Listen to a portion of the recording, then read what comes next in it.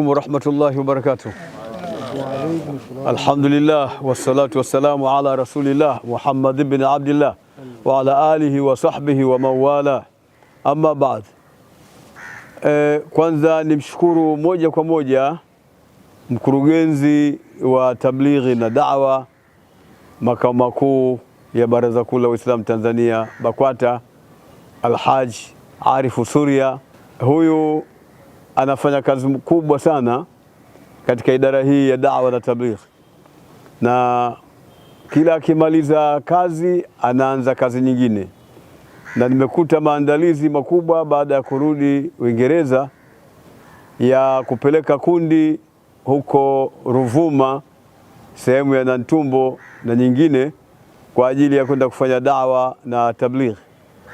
Kwa kweli, kabla sijaingia katika shughuli za baraza wala sijarudi ofisini kwa shughuli zangu za kawaida za siku zote, nimeona tuliondoshe kwanza kundi hili lielekee Ruvuma na Nantumbo kwa ajili ya da'wa na tabligh.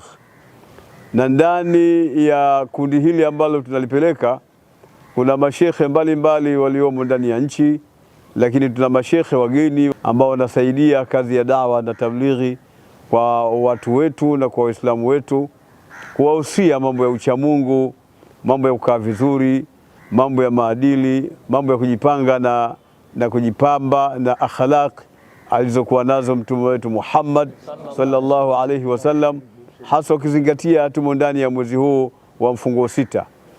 Kwa hiyo ninamwomba Mwenyezi Mungu Subhanahu wa Ta'ala awafikishe salama safari yao, wafanye vizuri kazi yao kama tulivyowatuma, na Mwenyezi Mungu awarejeshe salama hapa Dar es Salaam kwa ajili ya kujiandaa na shughuli nyingine.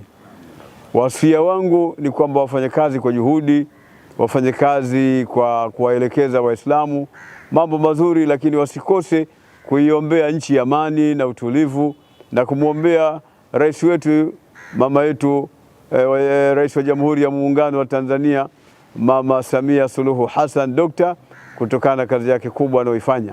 Lakini waombee vile vile viongozi wengine wanaomsaidia, na waombee viongozi wa baraza, Mwenyezi Mungu awape taufiki na sadadi na sawabu katika kufanya kazi zao za kidini, na washirikiane kule na Baraza Kuu la Waislamu wa Tanzania.